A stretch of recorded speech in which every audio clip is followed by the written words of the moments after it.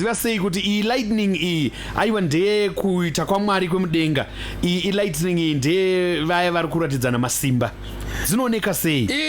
Iyi kuona kuti inoitisa simba inorova munhu, nekuti munoona zvinoitika pane vamwe vanhu, mukaona pane vamwe vanhu vanogona kurohwa imba yose.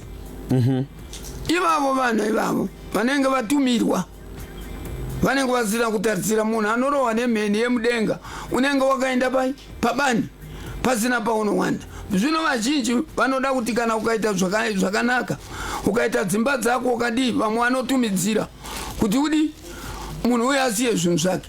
Saka isusu mheni hatinyanye kuifarira. Asi kuti munhu azoziva kuti iyi ndeye kutumwa, iyi ndeye kuitika kwemudenga kwaMwari, zvinooneka sei? Zvinoonekwa, zvatinoti zvinoonekwa ka mheni yukona ichirova 3 times pamba pemunhu, ziva kuti munhu ari kutumidzira. Mheni yaMwari inongorova 1 time plus kurovana kwaMwari chaiko chaiko. Inotofanirwa kurova uri pasina muti. Manje idzi zvimwe zvacho zvinorova pane kupindira vanhu mumba yorasakana tuvana tuviri. Ndiye munhu iyoyo. Ndokuti munhu azive kuti iyi ndiye munhu. Haikona unoziva kuti mheni izvozvi tikarova nhasi date ndi 2 haikona 2 October. Inofanirwa kuzorova futi kana kuti gore rinouya 2 ipapo woziva kuti mheni yemunhu. Saka inenge ichizongodzoka gore after every year. Chirova ipapo. Saka izvi zvinhu zvinofanirwa kuti kana uinazvo unofanirwa kuona kuti uri kuzviitisa chii. Basa racho nderei? Basa iri rakabva kuChipinge nekuMarawi.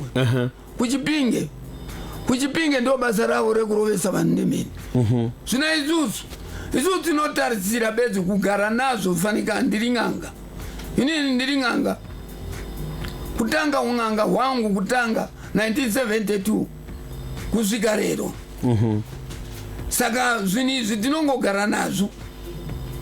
49652 and 49654 WhatsApp platform, it is 0712831172. This one says indine hama yangu yakarohwa nemheni akatsemuka mhino asi parodi ari parodi kuchinaya. Zvinoitika here zvakafera? Zvinoitika. Munhu manje anenge amutumidzira.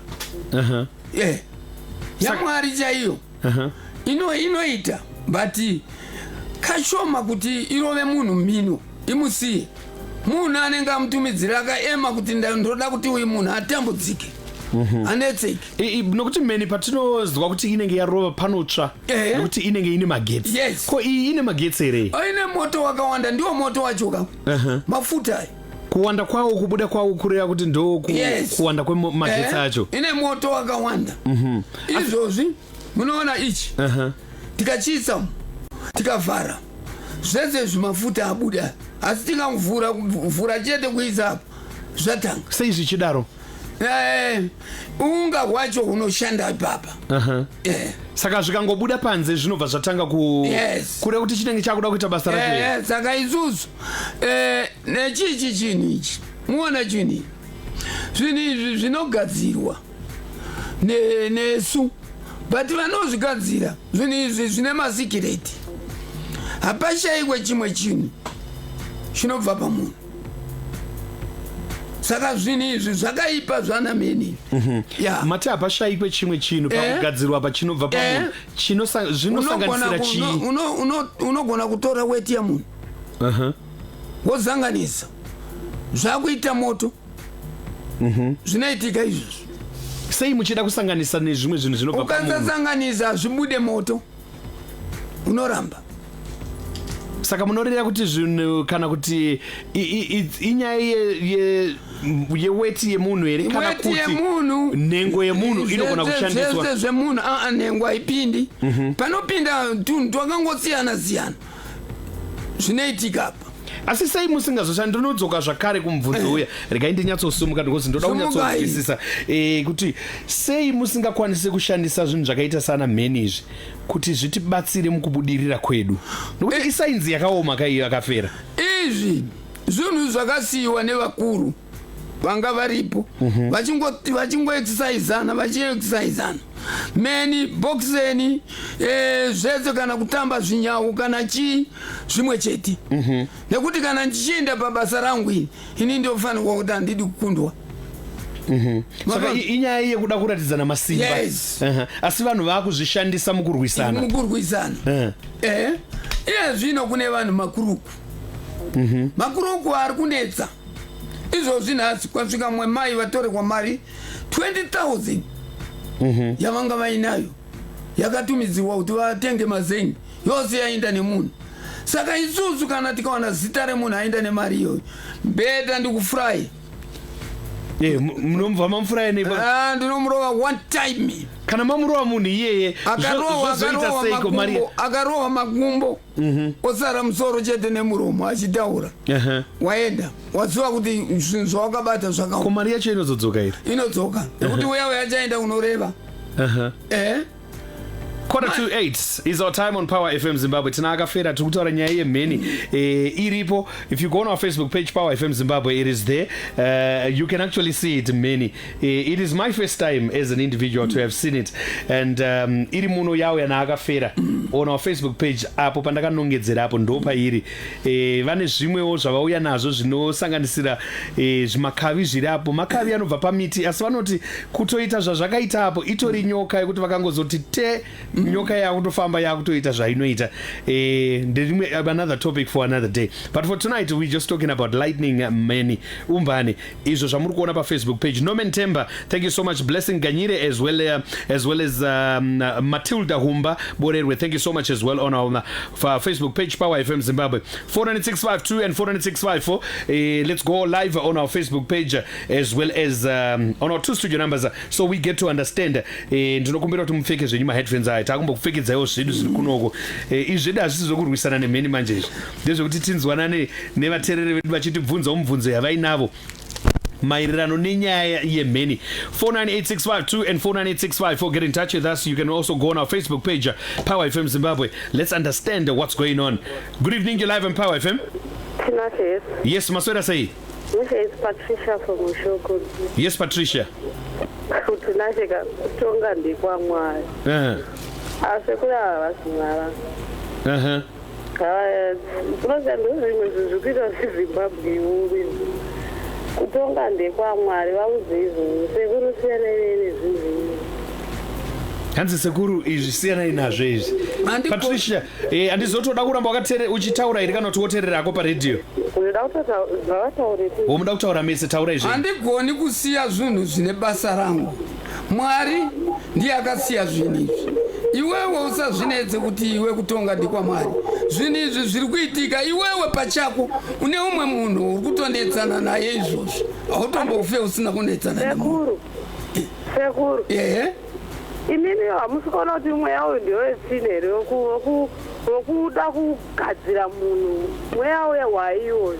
Ina handigadzire munhu. Asi ini ukanditadzira chete. Ini ndinokupa plus. Reva mutadziri wamusi munhu here, mimi mamutadziri. Iye zvino izvika. Iwewe kusvika nguva ino yauri kubva makore ako handizivi kuti ungaite makore mangani. Ipapa pane munhu ari kunetsana newe. Kana ndikaenda paground chaiyo yekuti ndione zvinhu zvangu ndinotowana iwewe unotoenda neumwe munhu wari kunamatira kuti afe. Sekurisa tinabatira kuti munhu afe. Ndiri kutotaura shuwa. Namatira vavengi vagoona kurarama kwako here. Handiva unonamatira muvengi wako kuti agoona kurarama kwako. Manje kana uchinamatira muvengi uri kureva kuti uri kuita sei? Hatinamatire vavengi kuti vafe sekuru. Uri kutouraya. Aiwa. Hatinamatire muvengi kuti afe. Sototi Mwari akomborere muvengi yeye.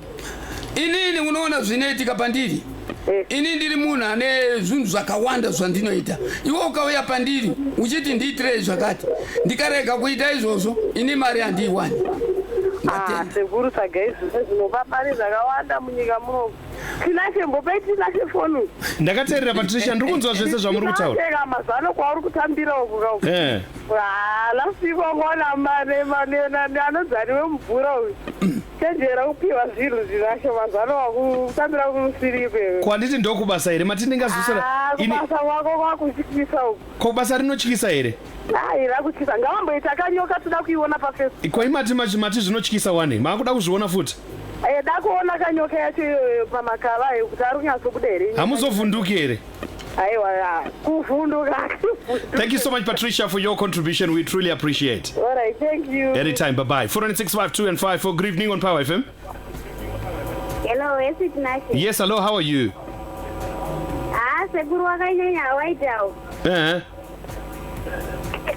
Okay, thank you so much on that one. On our WhatsApp platform, which is 0712-831-172. Let's read out a couple of messages before we come back and understand more in terms of lightning and many. Iripo zveshua inogadzirwa nevanhu and inotova hanzi naise kuru komadi kumbokonvertawo mheni yenyu ikava magetsi pamwe tingaona zviri nani nesainzi dzenyu. Hazvigoni kwese chero kwairi kurova yamwari chaiyo haitomboite magetsi. Tinongoita kuti isusu zvinhu zvatinoita zvingoitika zvichibudawo zviri izvozvo nekuti ibasa redu. Hanzi pane mubvunzo wauya panapa kuti kosei sekuru avo vasingaitire zvemheni muno muZimbabwe vachisiya kwavo kwavanoti zvinobva kuMalawi, sei muchida kungozviitira muno sekumubvunzo wauya apa? Kuno uku ndiko kwandinogara. Ini kuno uku handiitire munhu mheni, asi kuno uku kwandinogara iwe ukauya uchiti ndatadzirwa naningi ndinoda kuti mundiitire zvakati, handigoni kuramba zvinhu izvozvo nekuti ibasa rangu. 49652 and 5 for this one says my name is Brandon Chindudzi in Chikanga in Mutare. I just want to thank Sekuru for finding time to shed more light on the lightning issue. Nekuti science dzacho dzakanyanya. Thank you so much Brandon for appreciating the program. We truly appreciate. Asi Sekuru pakuva nezvinhu zvese zvamunogadzira izvi kunyanya zvemheni yatiri kutaura nezvayo, pane here nguva yamunozoti mimi izvi zvemheni izvi handichazvida zvinoparadzika here? Izvi zvinoparara, izvi ndo zvisina maminutes. Chikwambo hachiparadzike. Izvi ndinorega kuti izvi ndina basa nazvo nekuti ivo vashoma fanika muno mutawindi vashoma vanouya vachiita izvi ndizvo kumaruzevha. Ini ndiri kukuratidza chete kuti zvandinokwanisa pazinata yangu zvandinokwanisa kuita ndizvemheni, ndizvo zvikwambo, ndizvo kuti munhu akatorerwa mari yake, kana atorerwa mari yake, kana ukanetsana nemunhu inini ukauya pandiri uchiti tiri kuda zvakati ndinotoita chete. Regai ndimbokumbira kamera yedu imboita zoom in timbonyatsoona ichi chakaita chihombe chinenge zai chinenge zvii zviri apa izvi mambotaura nyaya yezai uko ko ichi chiri apa icho chichakubata ichi. Tarisai kana mukada muri kuona chinhu chakatogadzirwa kuitira basa iroro. Chine basa hamubudi chinhu chete musina kusanobhadharwa mari. Ukaona ndabhadharwa mari ndakutuma kuti munhu uya aone shuwa kuti sekuru vanogona basa iri. Chii ichocho ichi? Ichi ndakabva nacho kuMalawi. Ndabva nacho kuMalawi zvakabva zvakagadzirwa. Ini sekuru vangu vanonzi Karinga. Sekuru vangu izvozvi ndikafona kuti zvinhu zvandinetsa ndashoterwa nezvinhu vanonditumidzira nerusero zvinouya. Saka ichi makachiwana nerusero? Zvakauya manje izvi. Zvinosvika sei? Tikuramba tichingonzwa mamwe maitiro ezvinhu zvenyu. kuMalawi kure akafera. Asi rusero runofamba mhepo mari. Kunofamba. Rusero kwangangofanana kufamba kunoita varoi. Haikona munonzi varoi havako. Asi kana tikada chaizvi muroi ndinogona kumubata ndotokuratidza kuti muroi but munhu hazvibvumirwe. Zvinonzi unouraya nyika. Saka pane vamwe vanenge vachiona muchitambira zvinhu izvi kutoti rusero rusvika mutorugamuchira kuti rwasvika. Munhu anoona izvi kuvakadzi vangu itu pandinoshanda navo umwe wacho akashaika ndiye wandaenda naye chaizvo ndichiti kana tatanga ndiwo kuMalawi wanga ari wokuMalawi saka akazoshaika. Anoona iye zvinezvi kuvakadzi vangu vakadzi vangu itu kune wandinoita secretary anoziva zvinhu zvangu kuti iye nhasi kwauya mishonga nezuro mishonga yangu imwe yakauya yakatouya nerusero yakasvika saka mishonga iyeyi iye zvino izvi nhasi ndatanga kuishandisa kuuya kwayaita muno umwe haimo muno muzimbabwe haimo zvese zvinongobva ikunze kwenyika zvinobva kunze asi iye zvino ndakutora ngwendo manje kuenda ikoko ndakuda kumbosvikako kunogirindwa pazvinhu zvandiri kuda kuti ndinotora zvinhu zvangu zvandinoda ina handitore zvinhu zvekuuraya nyika ndotora zvinhu zvekuti inini ndiite upenyu hwokuti ndiite mari yangu ndichisenza nevanhu chete munofambawo nerusero sokufamba kunoita nemishonga yenyu rusero wanga uchifamba nemudhara wangu imimi inini kurusero iyo zvino izvi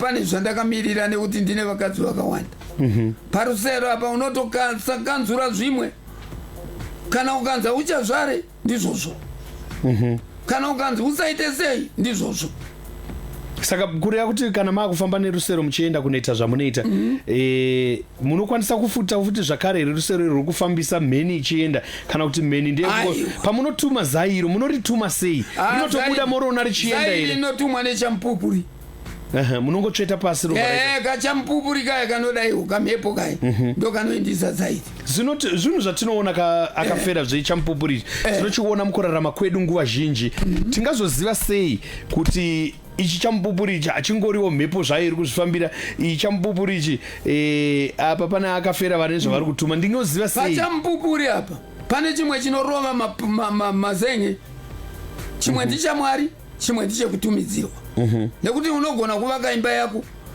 chosvika chobva charova imba yemunhu yako yose mazenge aya kupwanya unofunga ichikaita kaviri pamba pako ndichamwari pamwe imhepo inenge ichingotendererawo kwaita chisi chamwari ndichakutumidzirwa asi imimi pakushanda nemheni kwamunoita pane here pamakambosangana pamunoti inini akambotumawo yake yakandiremera iyoyo ndakamboizama ngatitaurire chokwadi yakafera ndiye mudhara wandanga ndichikutaurirai kuti aindidzidzisa akamwarira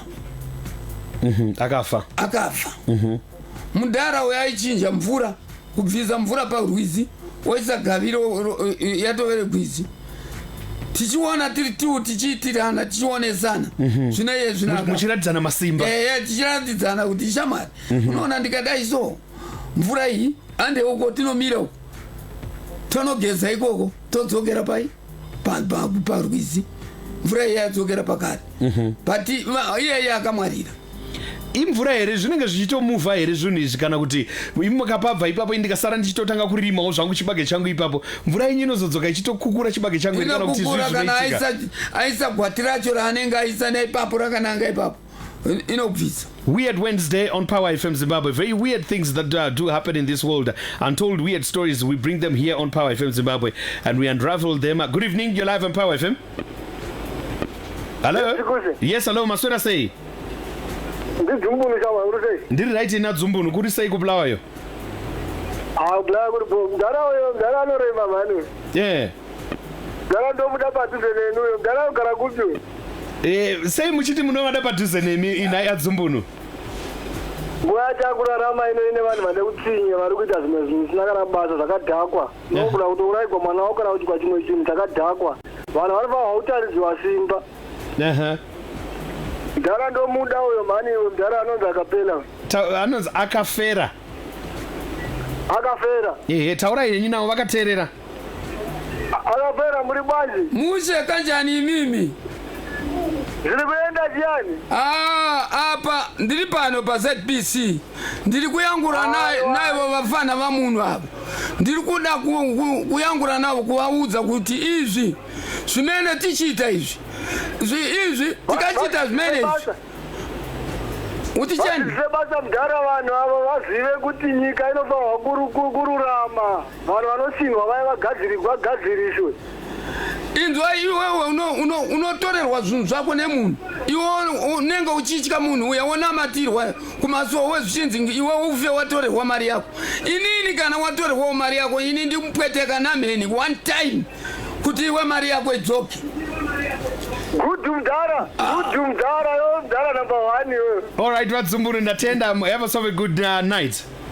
Chatora number zake. All right, Vatsumburu Ndatenda.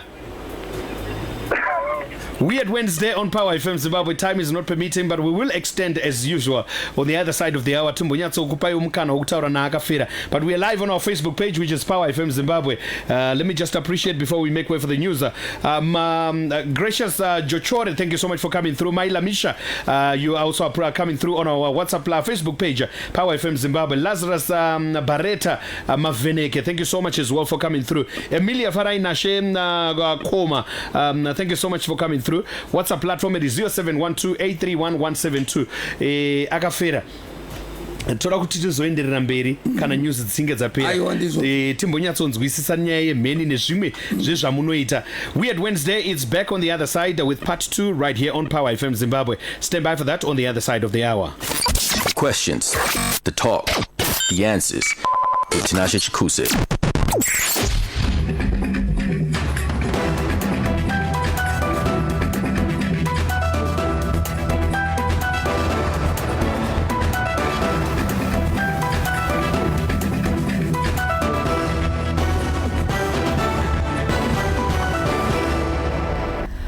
Good evening and thank you for joining us. My name is Memory Chamisa.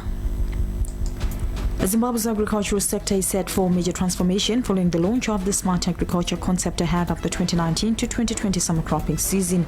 Officially launching the initiative in Harare today, Lands, Agriculture, Water, Climate and Rural Resettlement Minister, retired Air Chief Marshal Perence Shiri said some of the immediate benefits to be derived from the initiative include increased yields and minimizing post-harvest losses.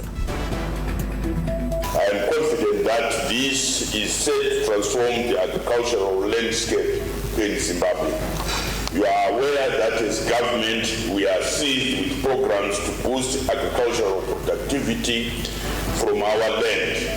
However, we have a deficit of 33,000 tractors, 10,000 planters, 500 combine harvesters. The introduction of such a service that is designed to optimally utilize the available equipment complements our efforts to boost productivity in our farms.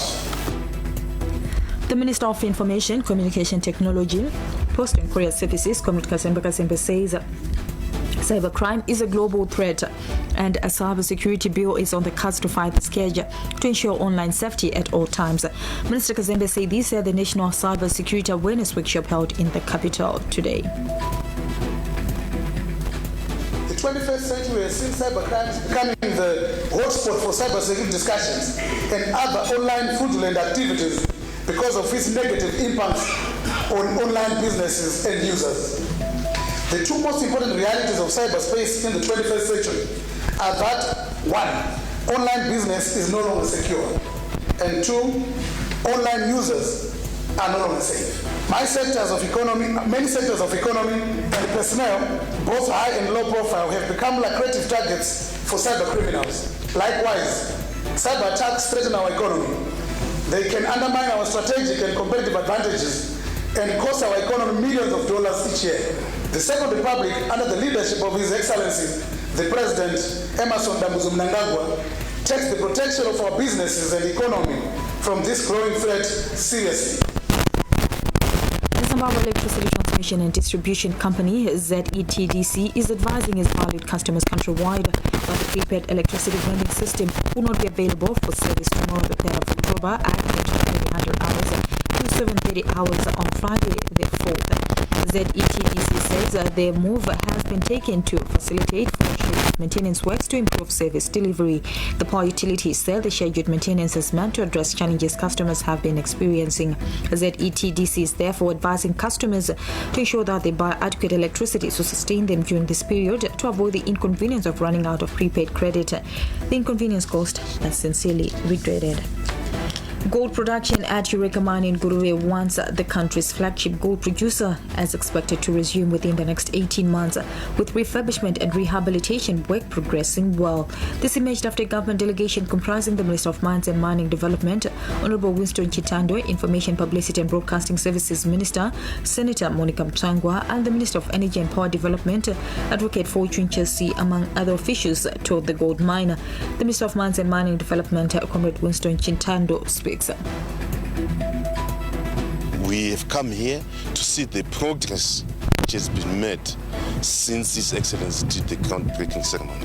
And I'm pleased to say that the mine is very on track to achieve production in the first quarter of 2021, and ramping up production to contribute more than the 2 tons by 2023, which we have put in our projections.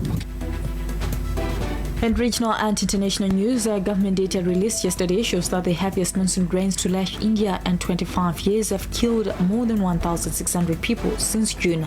The monsoon, which typically lasts from June to September, has already delivered 10% more rain than a 50-year average and is expected to withdraw only after early October, more than a month later than usual. Officials say the extended rains have wreaked havoc with northern Uttar Pradesh and Bihar states the worst hit in the latest spell of intense downpours, killing 144 people since last Friday. And in the Kasolaga Premier Soccer League matches played today, Blair Chiefs got the better of Harare City by 1-0, with Chapungo also beating Wange by the same margin.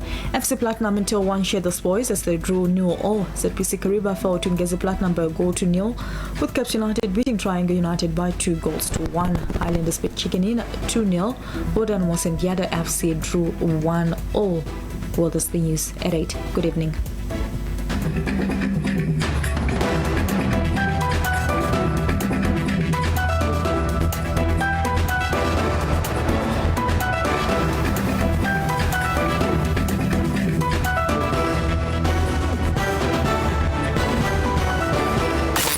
Questions, the talk, the answers with Tinashe Chikuse. Thanks so much, May. More for the news at 8. We link up with you at exactly 9 o'clock right here on Power FM Zimbabwe. We at Wednesday continues. Tonight we have Akafera in the studio talking about lightning, Meni, Umbane. Does it really exist? Yes, he says it exists. He brought the lightning in the studio, the man-made lightning in the studio, and we have seen it. And if you go on our Facebook page, which is Power FM Zimbabwe, you will be able to see these things that we are talking about on Weird Wednesday. That's why it said #Weird Wednesday. It does exist, and we want to understand more about it. A lot of people have just walked into the studio just to find out about it. Just come around. I want you to meet our Facebook fans as well as our listeners, so they get to understand. And you also give us your question that you'd want to pose to Akafera. Dinarumbi Takawira, News Bay, is with me in the studio. Come around, Rumbi. On our Facebook page, Power FM Zimbabwe. So Rumbi, how are you, Rumbi? I'm good. How are you? Akafera waonaka. Unozvezvaitika ndandakatongogarawo munewsroom ndichiteerera radio ndava ndanzwa sekuru vachitaura nezvemheni ukandoda kumbonoiona.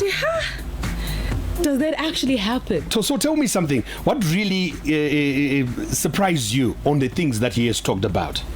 I mean, talking about actually manufacturing lightning. Like, how do you do that? Like, zvinofamba sei, munozviita sei, ndodonyatsonzwisisa kuti kutodzigadzira mheni dzacho, kutocreata mheni, how does that work?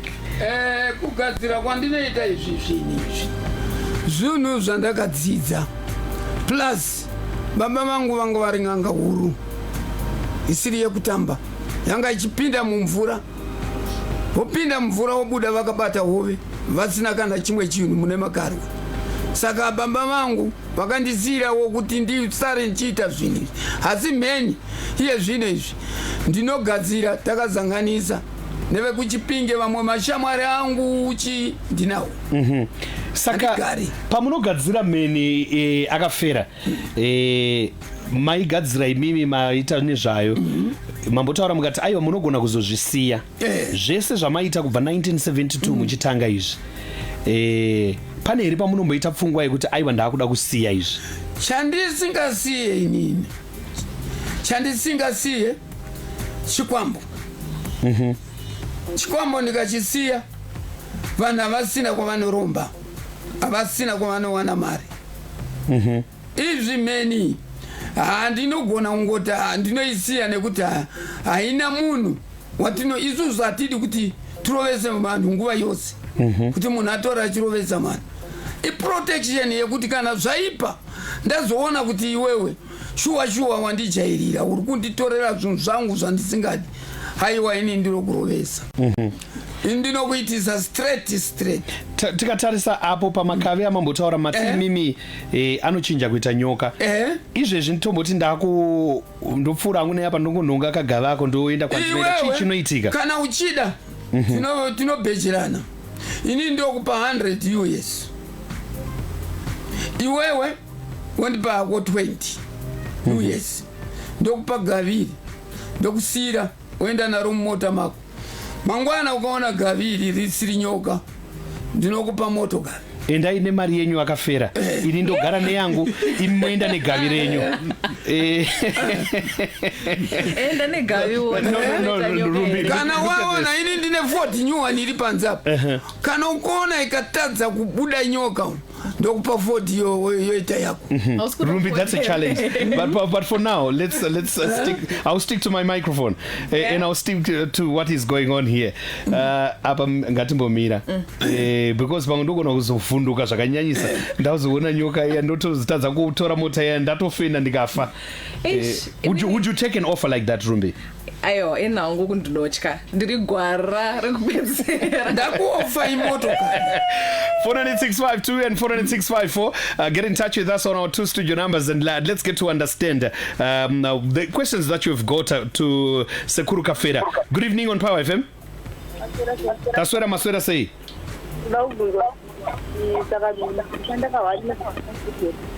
Sorry Martin Meni inoshanda chi? Lost you on the line. Please call back if you still can. Good evening, you're live on Power FM. 49652 and 49654. Let's go on our Facebook page, Power FM Zimbabwe, and let's see who is right there. Sibo Due, thank you so much for getting in touch. As well as you, Melody Nyaguse, Try More Muyambo as well, Rutendo Marufu, we are appreciating you wherever you are in this world, and you're listening to Power FM Zimbabwe. Tatenda Wanamata, thank you so much as well for coming through. But the guy ndidzoke vhakare kwamuri akafera. Panyaya yemheni mati imimi ndezvimwe zvinhu zvamunongoshandisa for protection and imimi mukati hazvisi zvinhu zvokuti ndingapa munhu kuti agare nazvo zvinongoita basa zvodzoka ko panyaya yaya makavi amunotaura yekuti anogona kuchinja kuita nyoka zvinhu zvokutoti munhu mungatomupa kuti agare naro here kuti akanga angogomboriswa nemunhu obva atodai zvoita saizvozvo aya makavi anoshanda zvakawanda muri kunzwa inini ndine zvinhu zvangu ndine mombe ndine mota dzangu ndine chinhu pandiri ine hapana chirooro hapana kana chimwe chinhu motokari dzangu ndinovatisa kunze uku ndinosiya makavi ayaya ndikasiya mota mangu unoona mashura akaoma saka aya ndigoni kuasiya ndio basa rangu chairo randinoda nekuti iwo chanditorera mari yangu muhomwe but iro rinenge ririmo iwo chanoona mari yapinduka yave nyoka saka munoreva kuti munhu akanga yakubirai zvakare mukamuita zvamunoita mari yakubirai inogona kuchinja kuita nyoka zvozoita sei zvinodzoka kumba kwangu asi iri mari chaiyo here akafera inenge iri mari chaiyo but ndinozvigadzira nemushonga 49652 and 49654 weird Wednesday ndine mumwe mubvunzo ko kana pakauya munhu anenge achida kurovesa mumwe nemheni haana chatadzirwa but pamwe akangomumakawo zvizvo zvokuti pamwe anenge atorerwawo position pamwe yanga achida munomupa here izvozvo kana kuti munokwanisa kudhisena kuti izvi zvazvizi right izvi inini iwewe so aikona uri kuona iwewe you are smart mukadzi iwe wakanaka uri kunzwa Zimbabwe ino inoona kuti wakanaka inini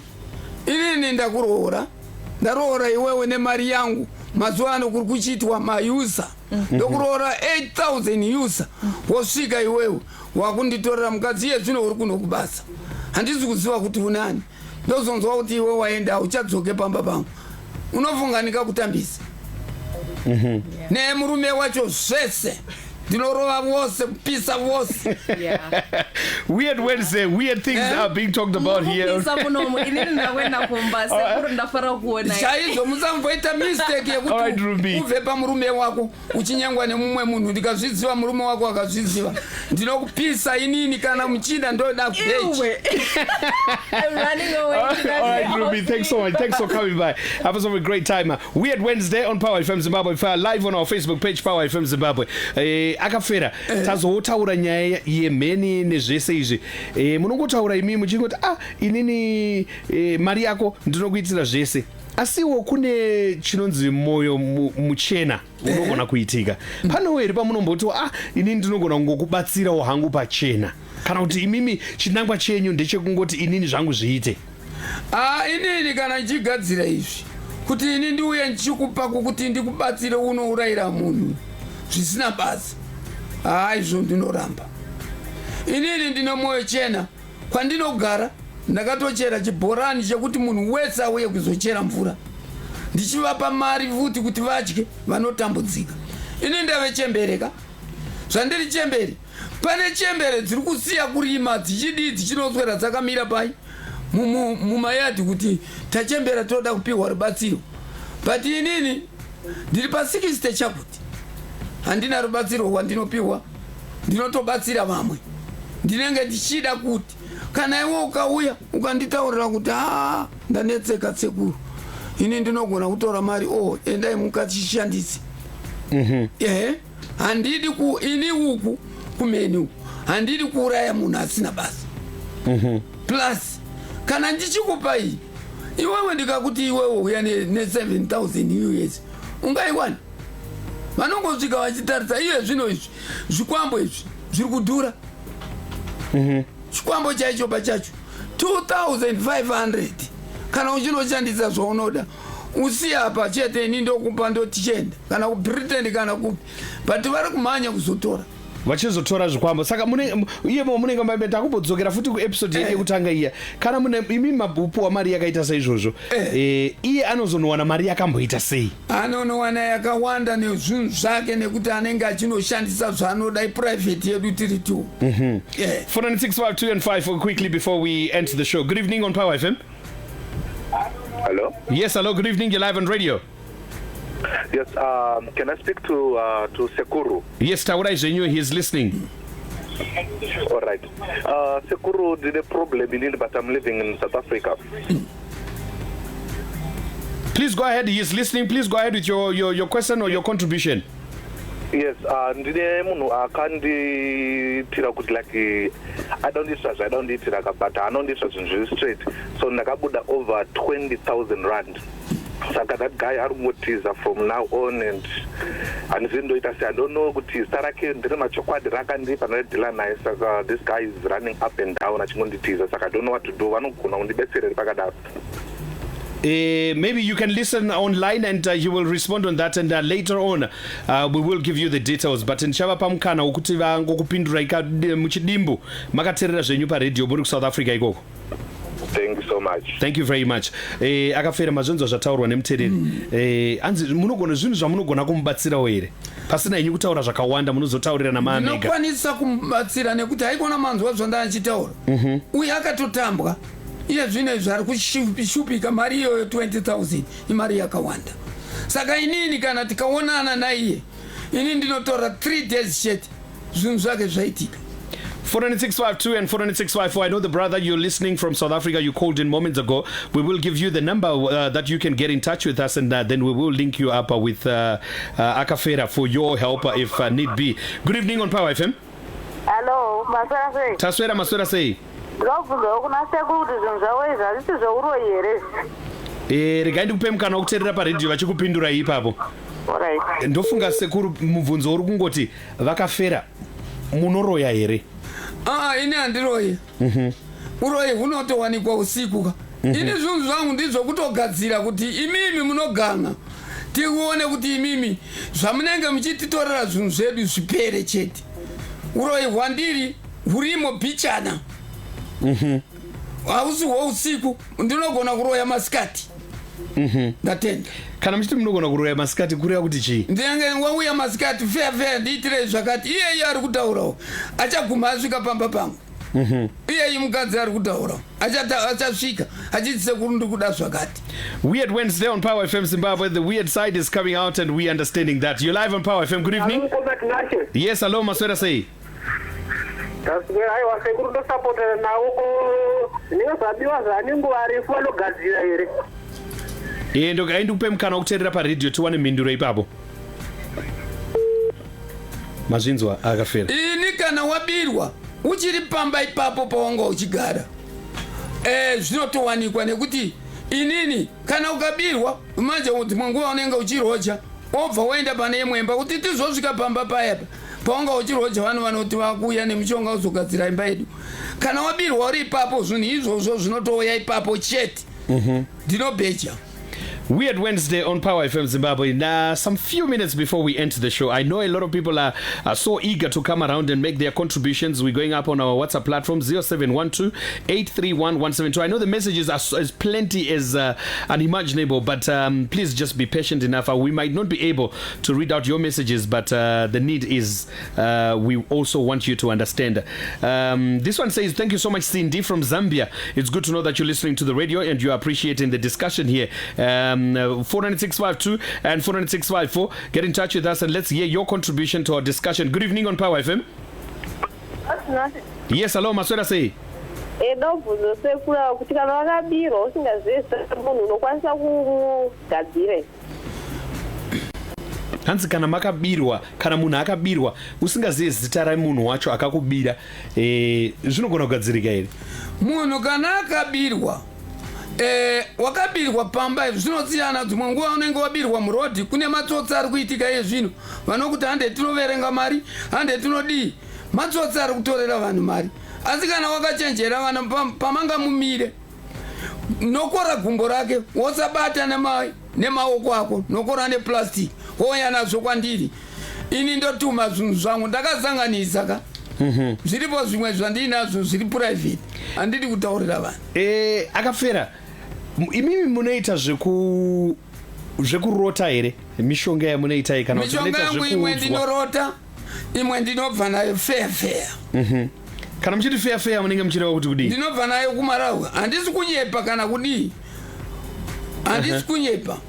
49652 and 54. Good evening on Power FM. We need to end the show now, so we get into another part of the program. Good evening on radio. Hello, I'm going to Mdalanya. Ndaita ngubvuzwa komuwindi anopa. Mati dzokorai zvakare tinzwe ipapo. Kuita meni yacho anosekekuti. Alright, ndokumbira kuti muteerere paredhiyo. Hanzi munguva yechando meni yenyu inogona kurova here uye inowanika here? Nguva yechando kukaita mvura kune tumwe tumakore tunoitika tunoita chiya inogona kurova. Ko kana zuva rakacheka nyika munana mwedzi yakati simbei seinoyi iye zvino inoyi yatoipa meni yakurova. Mwedzi yatingakotaura ndaAgasti ndiye itu chete yatinotsiya. Imwe mwedzi yose mvura inenge iriko. Juni mvura inonaya, Mei mvura inonaya. Saka zvese izvo meni inenge yakakoprotecta kuti kana ukangodaiwo unorovesa munhu. Saka kureva kuti meni yenyu inongoshanda nguva dzekunaya chete? Inoenderana nemvura? Inoenderana nemvura nemhepo champupuri chiri meni icho chiya. Asi pane here pokuti imimi pamwe munhu wamuri kutumira meni yacho kuti iende kunomurova iyo ane zvake zvaaona zvaagadzirisa zvokuti zvinosangana mhepo imomo zvorovana imomo? Zviripo ndozvandanchikuudzai kuti zviriko. Umwe anenge akasimbawo fanika kuchipinge zvinhu zvavanoramba vachitestana chete. Kuchipinge inogara nevafana vadiki avo.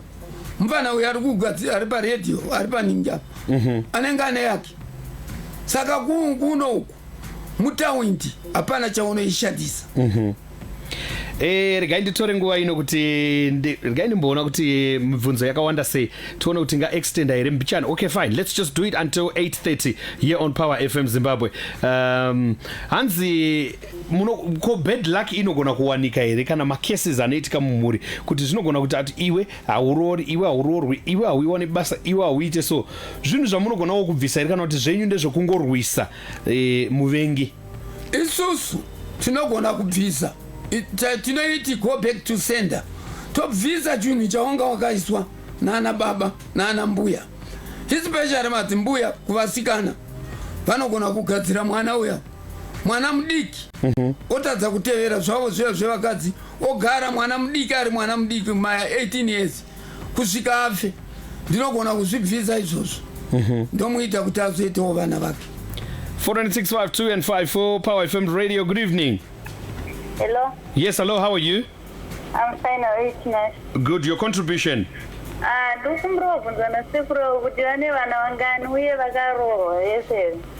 Inini Shamwari ndine vana 57 vakadzi 10. Hanzi pa vana venyu. Saka ndokumbura kubvunza futi second question. Imi munokwanisa kuwana mushonga wekuti munokwanisa kudana nemwana ane 15 kana 16 years? Handichakwanise kuzviita izvozvo zvokuda musikana ane 15 years. Inini ndoga ndinotonyara woka kufamba naye. Oh, asapa makazofa zvenyu mutenda wokugenere kana kuti kuyeven. Izvo zvakwamwari. Iwewe hauna kana Bhaibheri kuti unoenda naro kuna Mwari, nekuti zvaMwari ndinonoonerwa mberi naMwari, but zvimwe zvaari kunditungamirira ndiye ari kuita kuti ndiite. Amaita basa sekuru. Tatenda, thank you very much. 49652 and 54 Power FM Radio. Good evening.